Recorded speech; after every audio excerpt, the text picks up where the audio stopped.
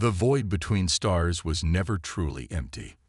This truth became evident when the research vessel Pathfinder commanded by Captain Ju Park, encountered the anomaly.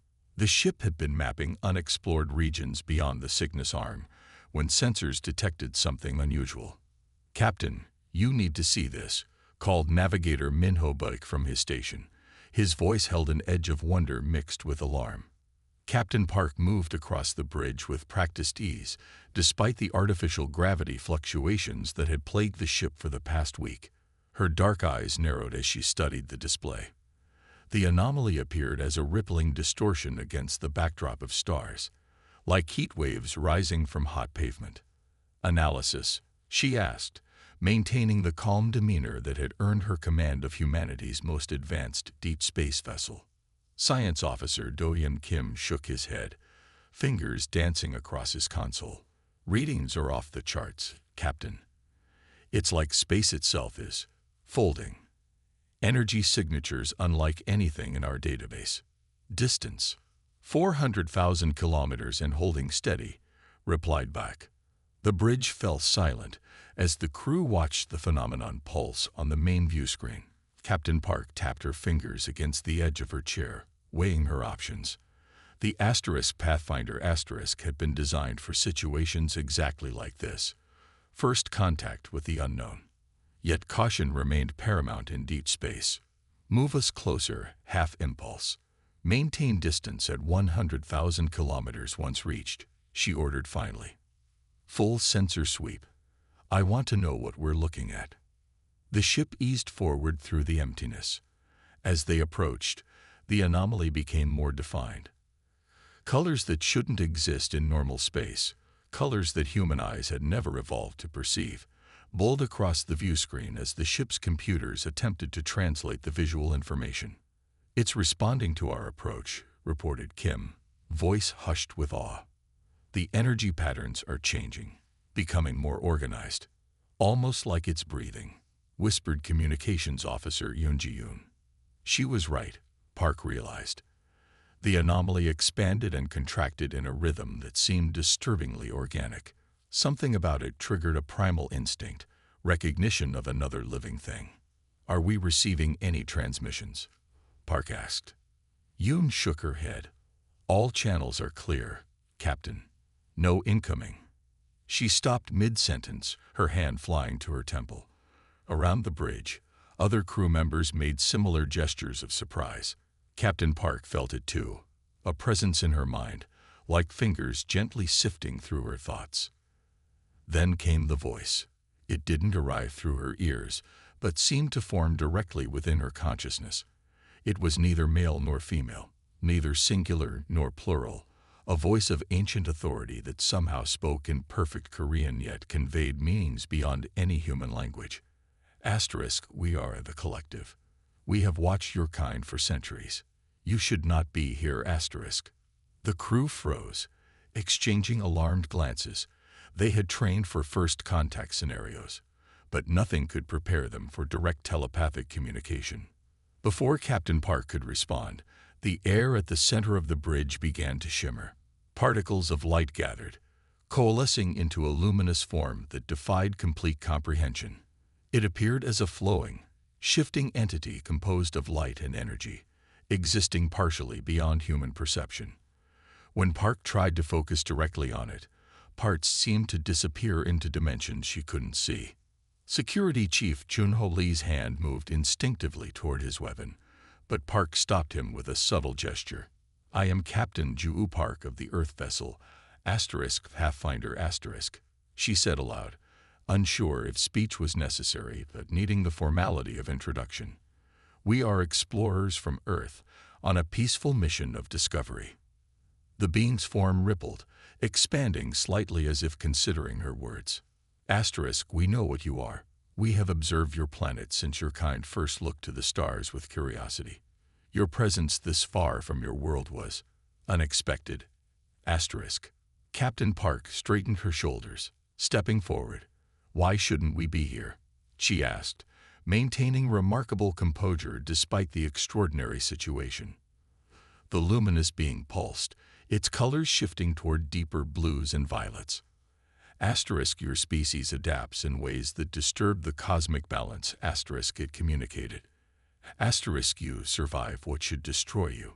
You imagine what should not be. You create what cannot exist. These qualities make you unpredictable. Asterisk. We mean no harm, Park assured the entity. Our mission is to learn, to understand the universe beyond our home. Asterisk, understanding requires compatibility. Asterisk, the being responded. Asterisk, your minds function unlike others we have encountered. You perceive reality, yet you constantly imagine alternatives to it. This ability is rare and concerning. Asterisk. The bridge crew remained silent, many still struggling to process the direct mental communication. Medical Officer Haisu Kang discreetly ran a scanner, confirming that whatever telepathic connection had been established wasn't causing physical harm. The beam drifted closer to Captain Park, its form becoming more focused as it studied her. She felt it examining not just her physical form, but the patterns of her thoughts, the structure of her memories. Though invasive, the sensation wasn't painful, more like being understood completely for the first time. Asterisk, you contain contradictions. Asterisk, it observed. Asterisk, fear and courage, logic and intuition, certainty and doubt. Most species settle into patterns. Yours embraces conflict within yourselves. Asterisk. That's what makes us human, Park responded simply. The entity's interest gradually shifted to something resembling concern. Its light dimmed slightly, pulling back from the captain. Asterisk. There are patterns to existence, laws that maintain cosmic balance. Species that defy these patterns rarely endure or cause disruptions beyond repair. Asterisk.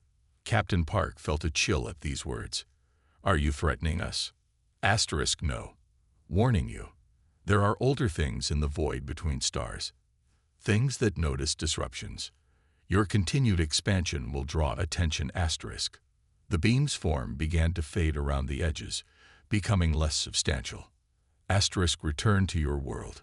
Do not venture further, for your safety and ours. Asterisk. Then it vanished completely, leaving the bridge in sudden silence. The anomaly on the view screen pulsed once more before collapsing into itself, disappearing as if it had never existed. For several moments, no one spoke. The only sounds were the normal operational hums of the ship's systems. Did we record any of that? Park finally asked, her voice steady despite what they'd just experienced. Kim checked his instruments. Yes, Captain. We have sensor readings of the anomaly and the energy patterns during the encounter. But, he frowned, the readings don't make sense.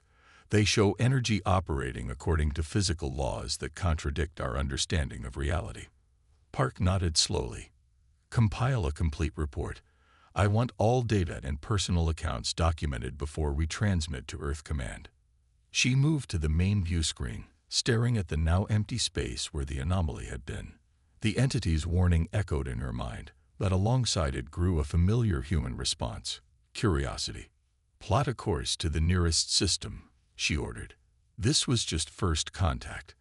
There's much more to learn. The warning would soon be ignored. Human nature demanded nothing less.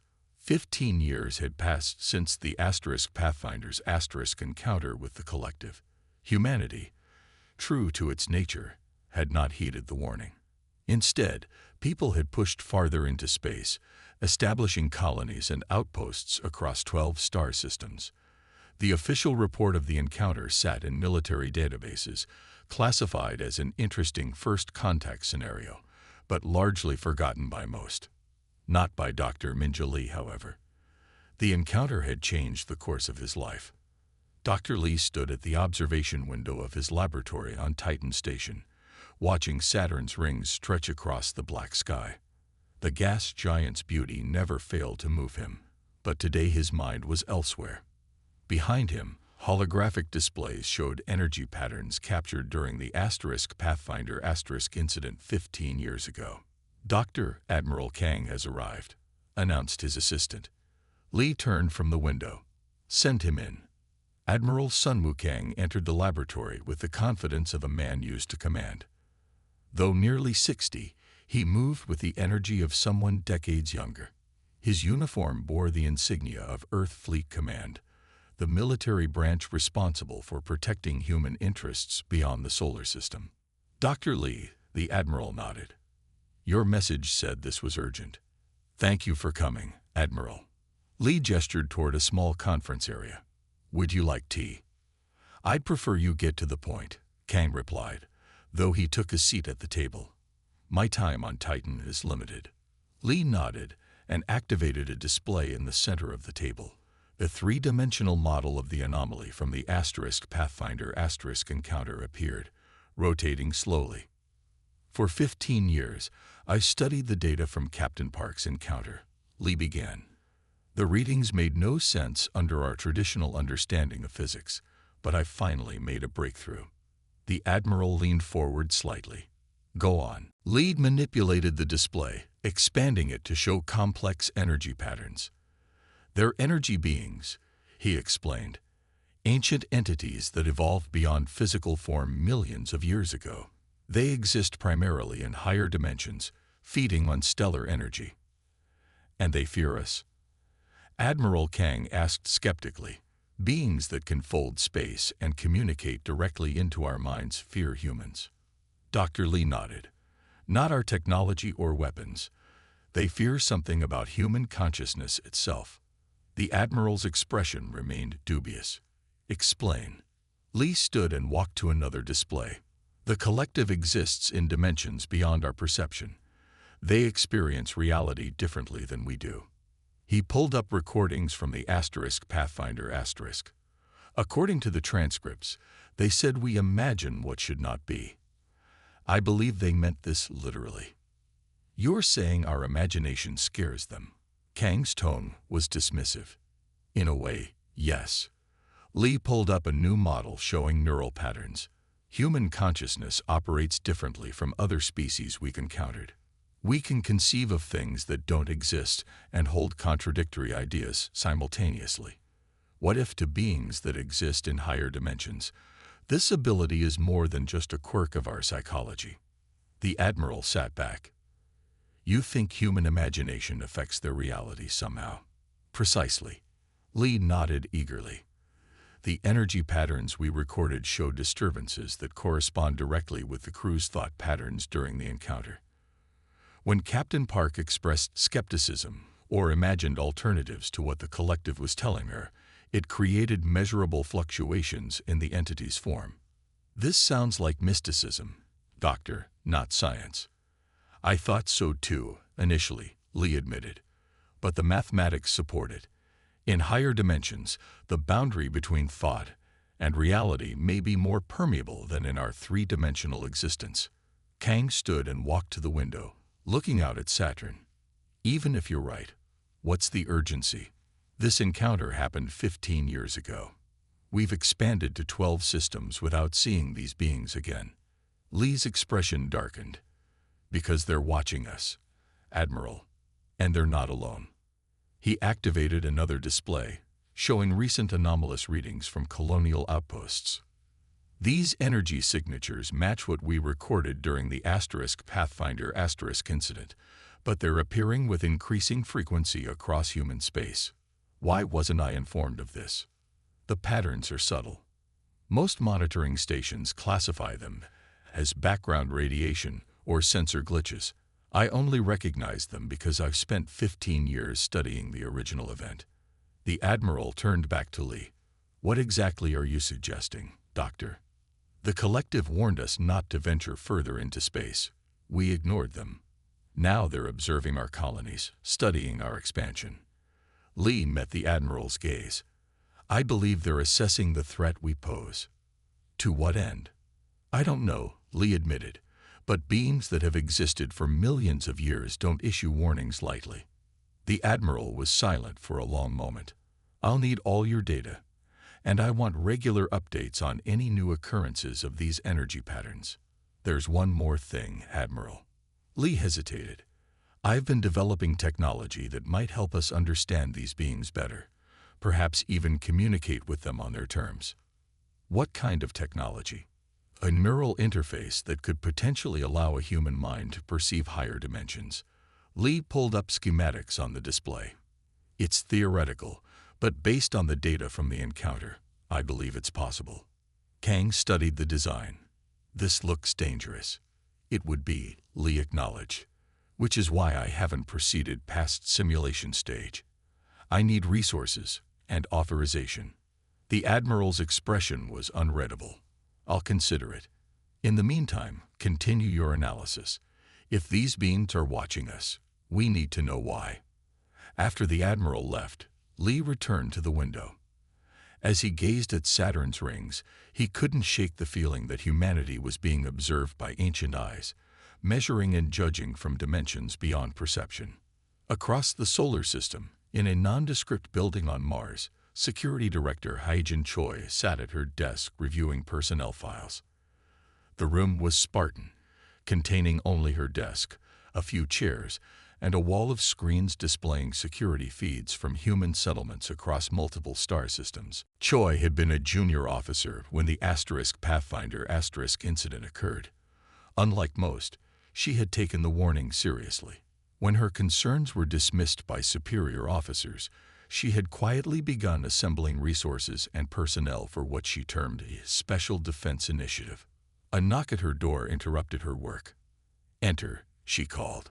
A young woman stepped inside, carrying a data tablet. "Director, the latest candidates have arrived for assessment."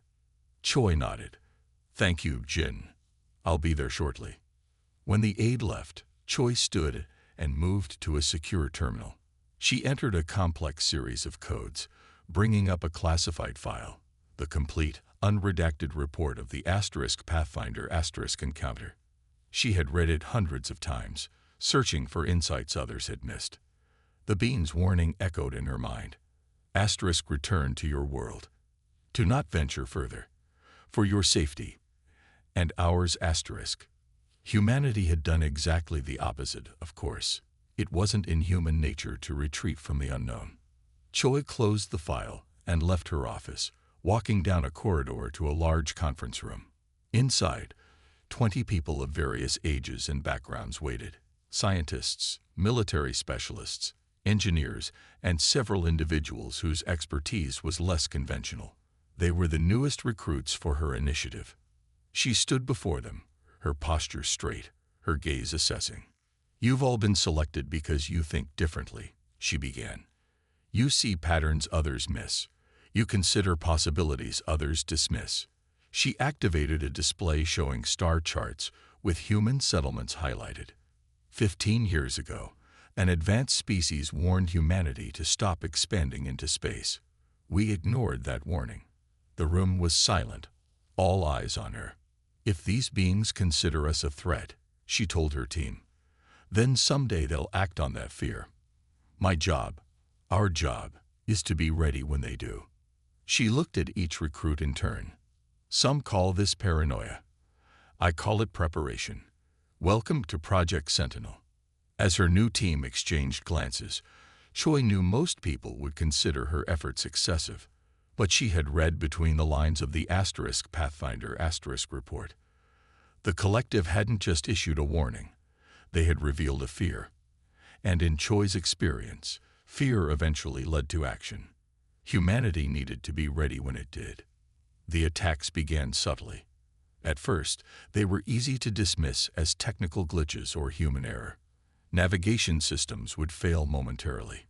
Communications would pick up strange echoes. Ship captains would report brief spatial distortions that their sensors couldn't quite capture. On the colony world of New Harmony, 3 deep space transport ships disappeared within a month. Investigation teams found nothing. No debris, no emergency signals, no explanation. The ships had simply vanished. Dr. Minja Lee studied the reports from his expanded laboratory on Titan Station. Since his meeting with Admiral Kang 5 years earlier, he had received the funding and authorization he needed. His team had grown to 30 researchers, all focused on understanding the collective and the threat they potentially posed. Another disappearance, his assistant noted, bringing him the latest report. Mining vessel near the Proxima colony. Lee nodded grimly, plotted with the others. A holographic map appeared, showing all reported anomalies across human space. The pattern was becoming clearer. The incidents were increasing in both frequency and severity. On colony worlds, people reported strange dreams and altered perceptions. Some woke speaking languages they'd never learned. Others described seeing colors that shouldn't exist or hearing sounds beyond normal human hearing range. Medical facilities were overwhelmed with cases of what was being called dimensional sickness. Dr. Lee knew these weren't coincidences. The collective was making its presence known. His neural interface technology had progressed substantially. Early versions had allowed test subjects to briefly perceive higher dimensions, seeing ripples and distortions in reality that normal human senses couldn't detect. The latest version, Neural Interface Mark VII, could do much more. "We're picking up activity in Sector 17, reported researcher Taeyong Han, one of the operators trained to use the neural interface. He sat in a specialized chair, the interface connected to his temples. His eyes were closed, but he was seeing far beyond the room. "Can you describe it?" Lee asked, moving to a monitoring station. "It's like watching currents in water, but the water is space itself," Taeyong explained. "They're moving around the mining colony, creating. I don't know how to describe it. Like folds in reality." Lee studied the data streaming from the interface. "They're testing the boundaries," he murmured, "learning how our reality connects to theirs." 3 days later, Admiral Park arrived at Titan Station. No longer captain of the Pathfinder *, she had risen through the ranks to become Fleet Admiral after her historic first contact with the collective. Despite the passing years, she remained sharp and commanding, though new streaks of silver ran through her dark hair. Dr. Lee met her at the docking bay. "It's been too long, Minja," she said, clasping his hand firmly. "Thank you for coming so quickly, Admiral." They walked through the station toward his laboratory. "Is it really them?" she asked quietly. Lee nodded.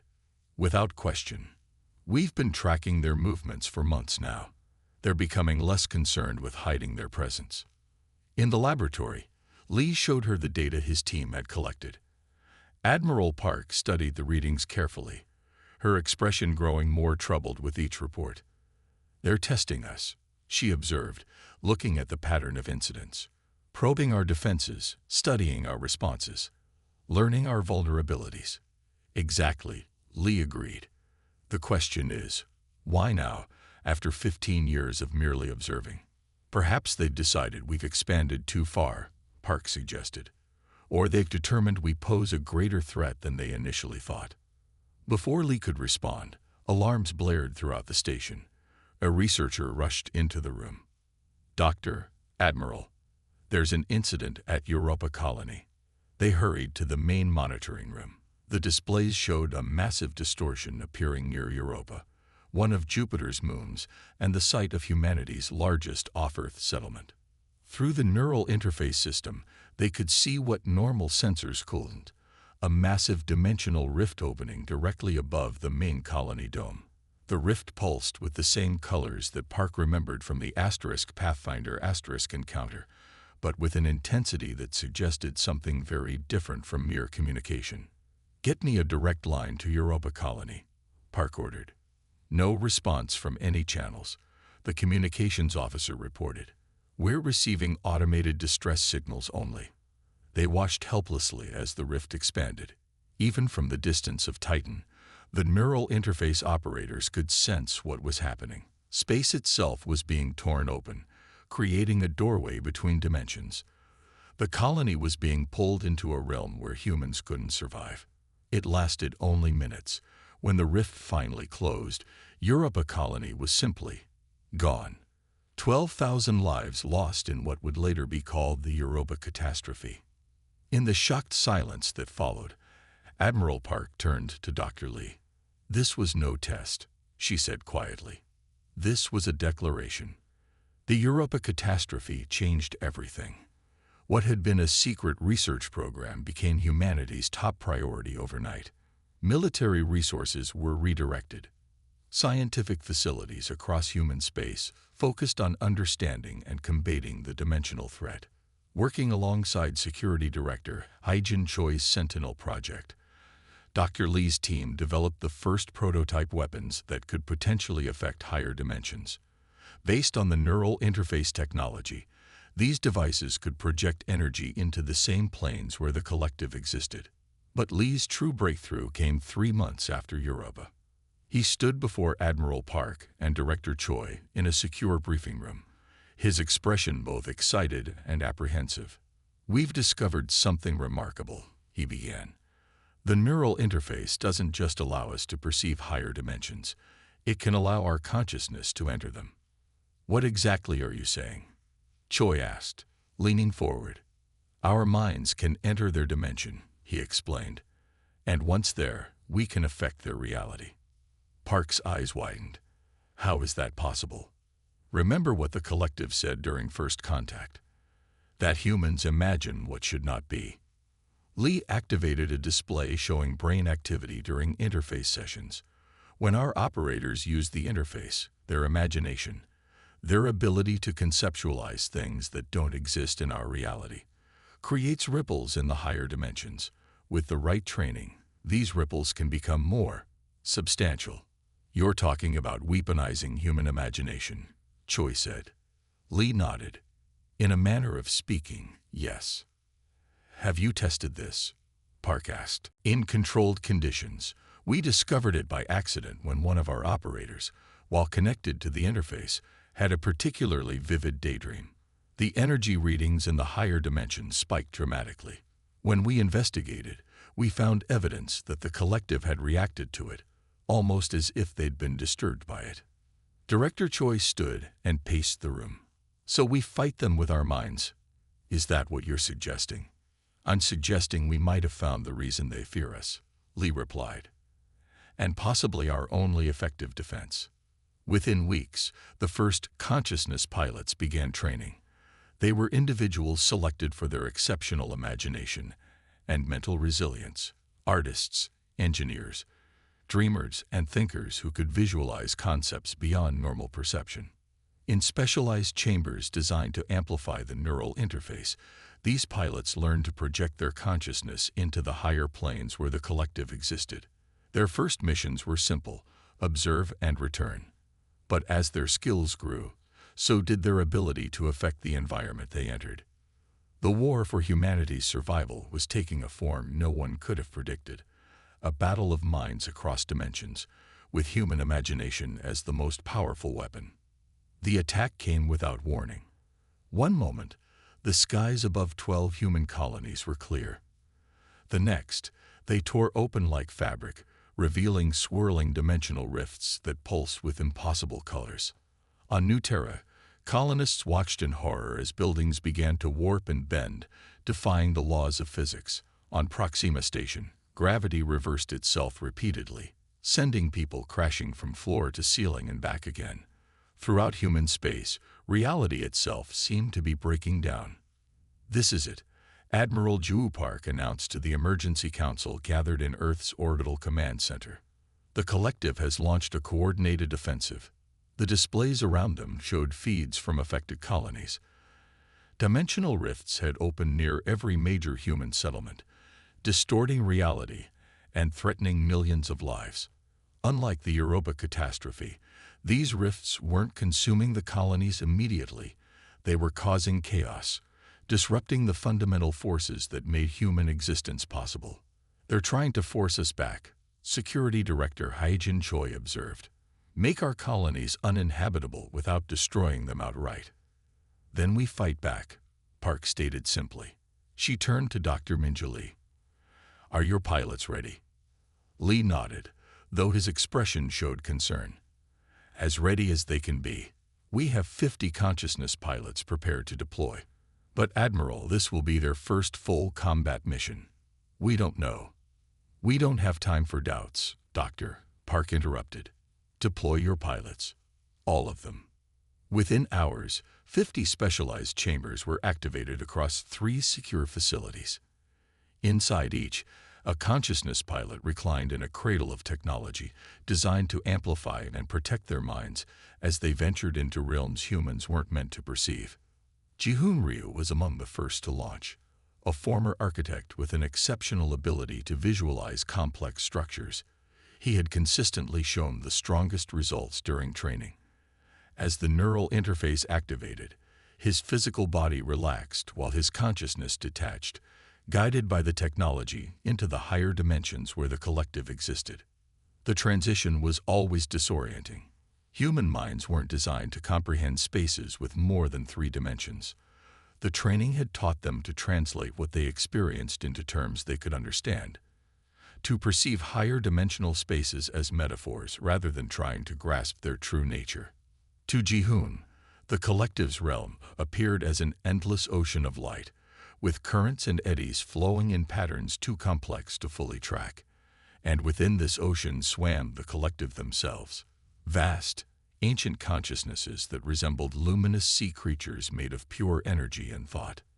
He could sense their attack on human space, tendrils of force extending from this realm into normal space, creating the rifts that were causing such havoc.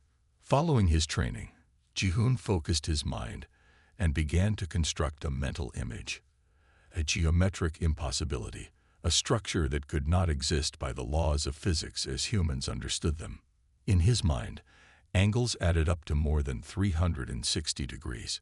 Parallel lines both diverged and converged simultaneously. Shapes were both solid and empty at once. As his imagination built this impossible construct, he could sense ripples spreading through the light ocean around him. The nearest entities of the collective reacted immediately. They turned their attention toward him, their consciousness focusing like searchlights sweeping across the ocean. Ji-hoon felt their confusion and their alarm. Following his training, he projected the impossible structure toward the tendrils that were connecting to human space. Where his mental construct touched these connections, they distorted and weakened. Around him, other human consciousnesses appeared, each bringing their own impossible imaginings. Some created concepts rather than structures, paradoxes and contradictions that had no resolution. Others brought emotional states that couldn't exist simultaneously in human experience. Joy and grief perfectly balanced, fear and peace coexisting without diminishing each other. The collective's attack faltered as they diverted their attention to these intrusions. The dimensional rifts above human colonies began to stabilize as the forces sustaining them weakened. When Ji-hoon returned to his physical body 3 hours later, he was exhausted but triumphant.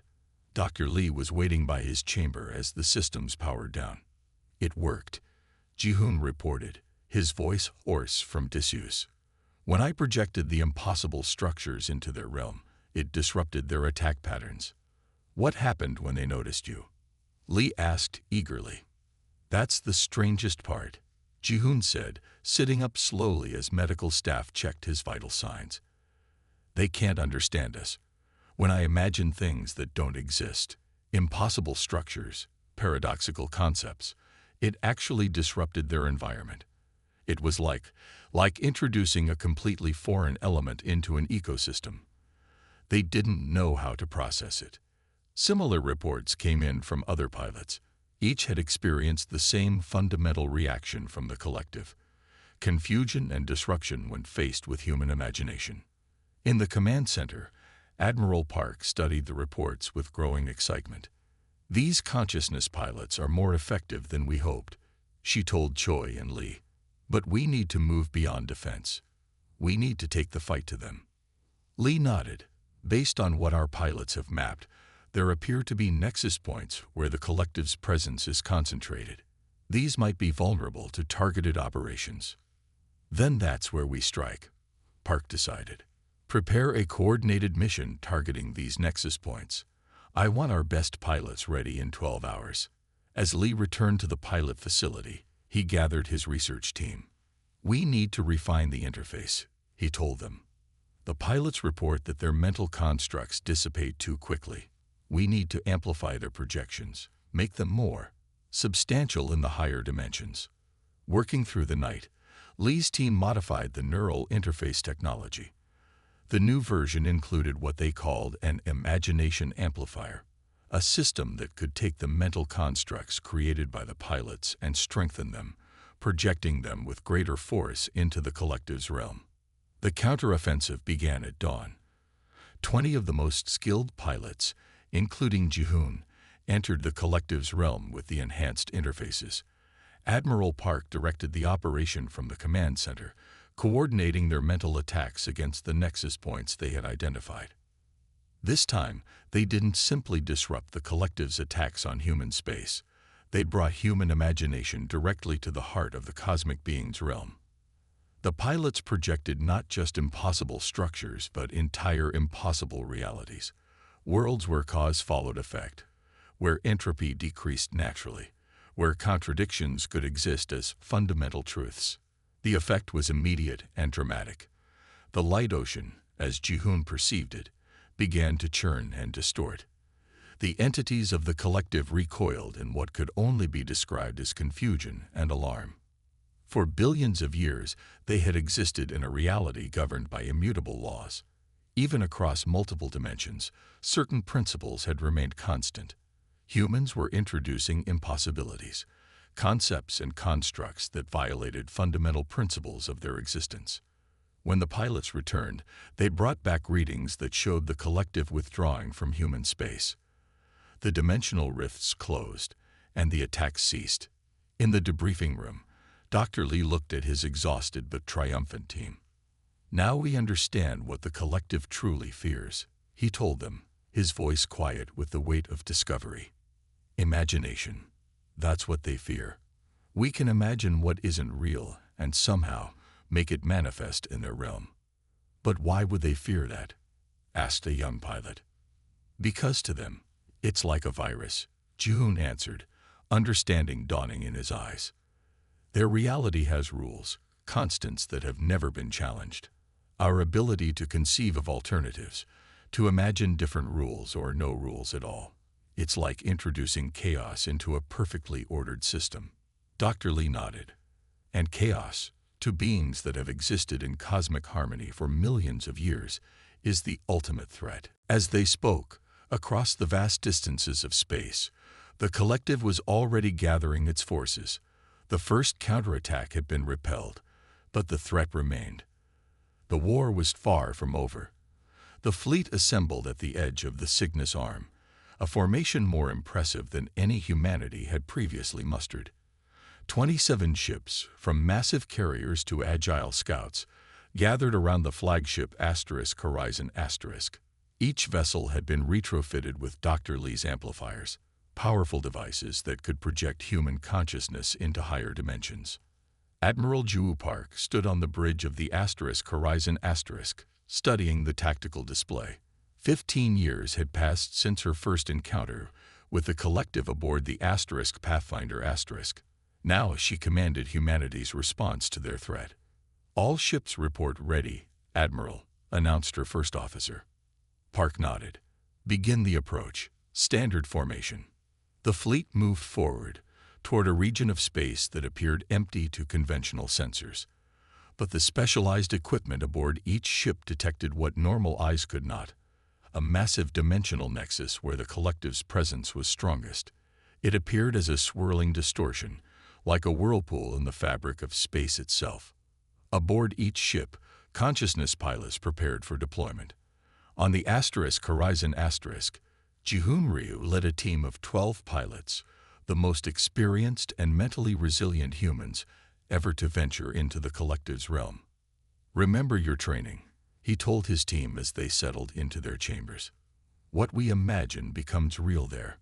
Don't fight their reality. Replace it with your own." Dr. Minja Lee monitored the pilots from a nearby station. His hair had turned completely gray over the years of research and conflict, but his eyes still burned with the same curiosity that had driven him since the beginning.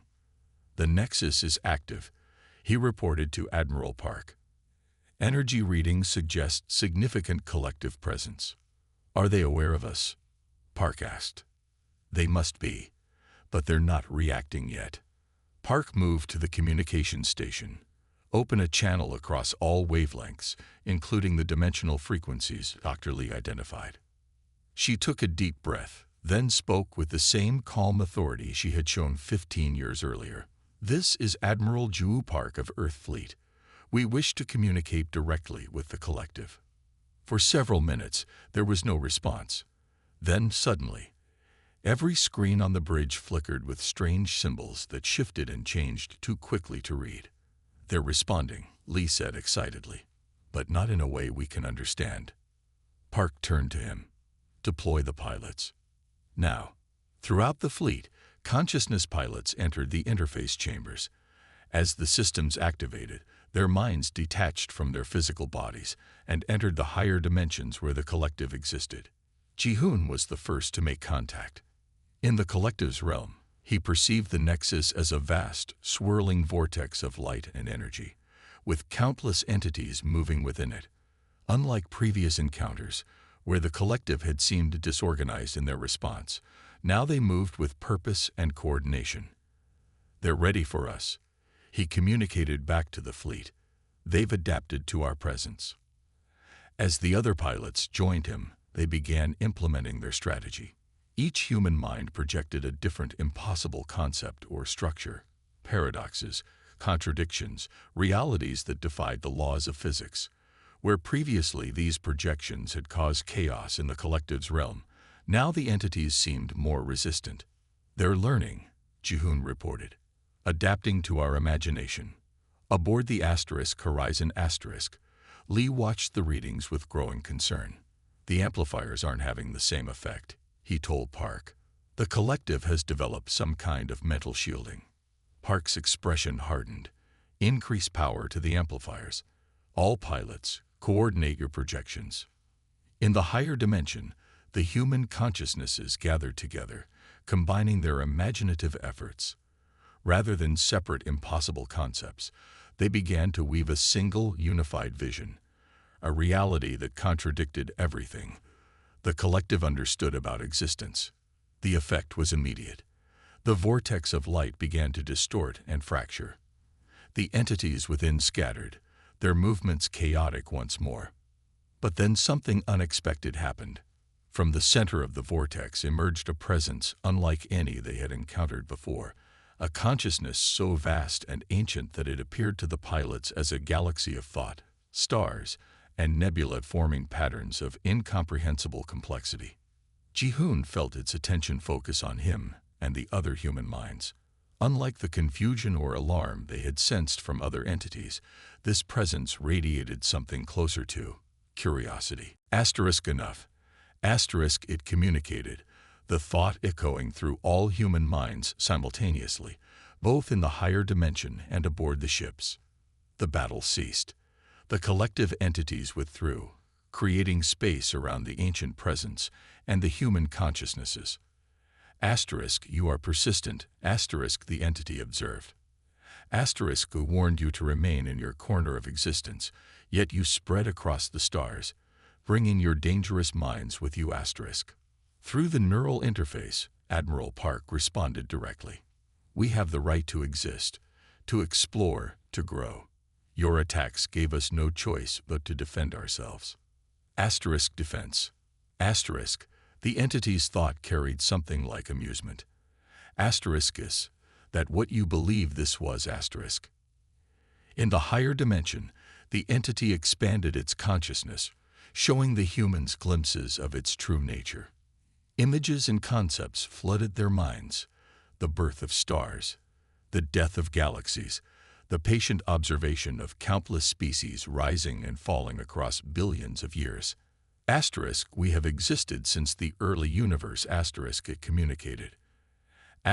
We have encountered thousands of species, but none like yours. What makes us different? Admiral Park asked, her voice steady despite the overwhelming presence before her. The entity's consciousness shifted, focusing more intently on the humans.